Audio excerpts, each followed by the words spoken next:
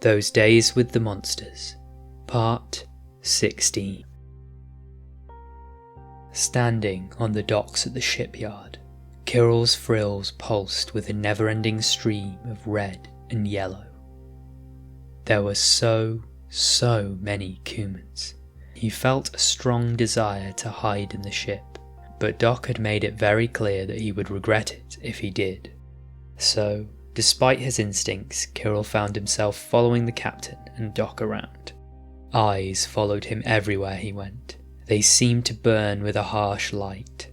Kirrel fidgeted nervously, his frills pulsing a slightly deeper yellow. "Easy there, spaceman." The soft murmur came from beside him. Kirrel relaxed at Sleepy's voice. Somehow Sleepy felt just a bit safer.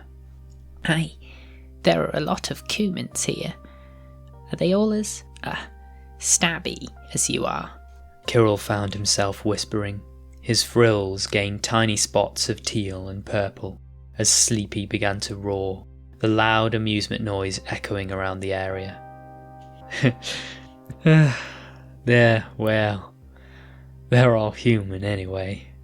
I don't recommend you pester them too much, and they'll probably keep clear of you anyway. Don't worry, spaceman, we got you. Kirrel wasn't entirely sure what was going on, but he felt somehow reassured. Well, if it ain't Stevens and his cluster. And the Cuman in front of the captain said one of the captain's words. Kirrel jumped slightly as Sleepy put his hands over Kirrel's ear holes.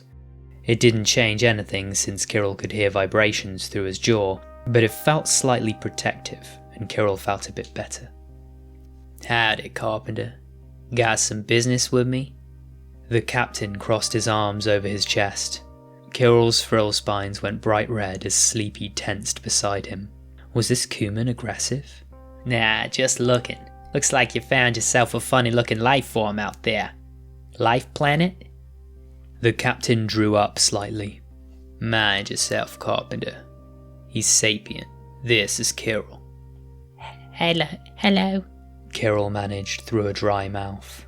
The Cuman called Carpenter looked confused. "Oh, right. You don't have a translator for him, do you?" The captain's voice sounded funny. Kirrel wasn't sure, but he almost thought it was slightly mocking. Interpreting Cuman inflections was hard, and the captain mocking someone made no sense. Then again, he'd never heard the captain speaking with that tone before. "Well, guess you'll just have to take my word for it." "You smug bastard. I oughta." The Cuman Carpenter stopped speaking as two Cumans in white coats appeared from a side door. "Captain Jake Stevens, second mate Jeffrey Chalmer, Dr. Sam Gisnell, and liaison Kirrel Nakter, please." The captain followed the Cumans in white coats, giving Kirrel an encouraging nod. Kirrel followed him, hearing Carpenter snort behind him. "Liaison, huh? Well, if that don't make a mock of it." Beside Kirrel, Sleepy stiffened. From the edge of his vision, Kirrel could see Sleepy turn slightly and look at Carpenter, who instantly went silent. Kirrel tried not to think about it. Is this your, liaison?" the captain announced, putting a great deal of emphasis on the word. "This is Kirrel, and he's our liaison." The white-coated Cumans instantly began to hiss a long chain of words Kirrel wasn't allowed to ask about. Finally, one whispered, "So, this is actual first contact. We thought you interrupted a transmission. This is actual, real first contact, in the flesh.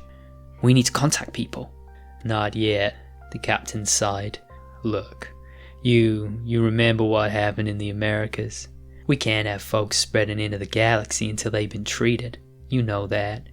The council won't announce anything until we have a 100% treatment rate. It was decided on as policy when we got your transmission.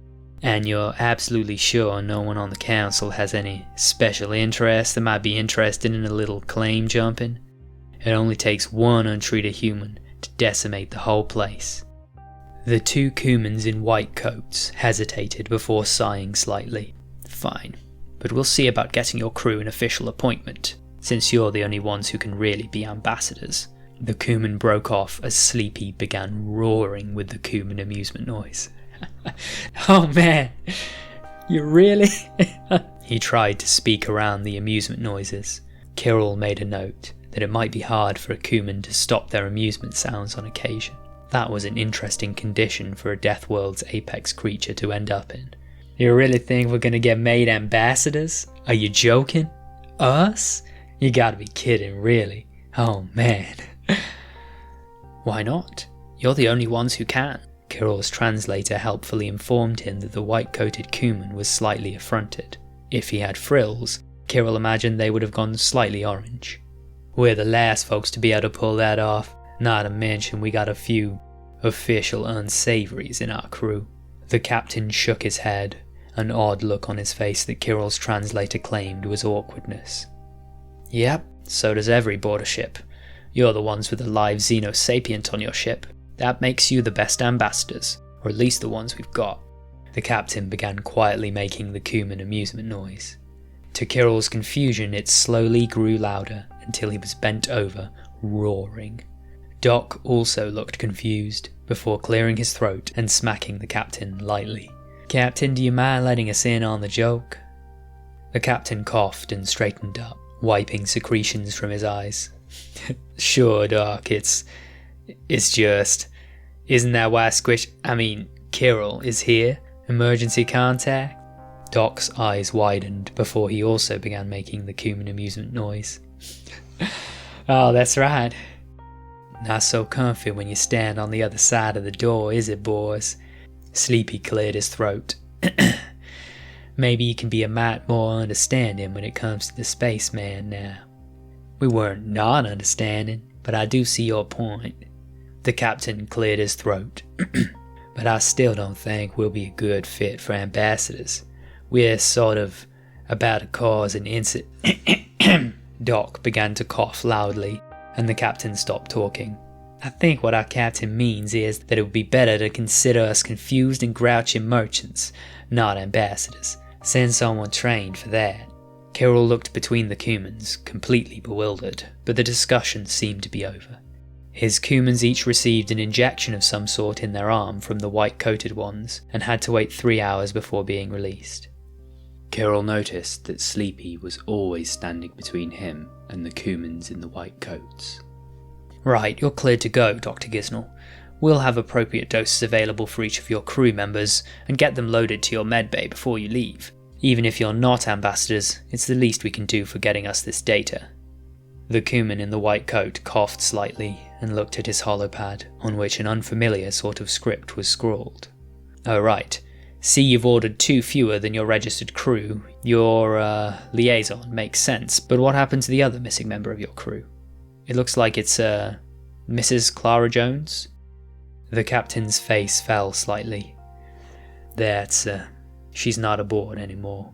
Has it been 2 years since you updated the registry? Sleepy asked in a slow tone that the translator called lazy.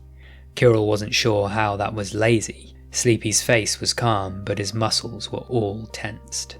2.5. Doc broke in. It doesn't matter much anyway. We just need the doses we've registered for. Right then, Dr. Gisnell, you're cleared. It might be 2 weeks before it takes full effect, but after that you should be cleared to interact with most of the species we have data for. Kirrel's frills turned slightly yellow as he realised that the white-coated Kumans had no idea where the data had come from.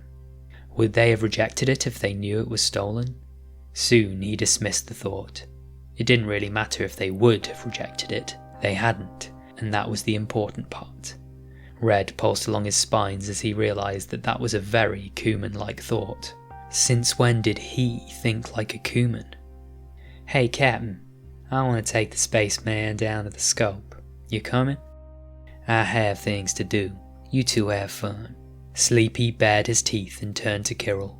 The translator said his expression was excited, but Kirrel hadn't needed the interpretation. He suspected the wide eyes and barely repressed body language were fairly universal. Hey spaceman, you want to get your first view of Earth?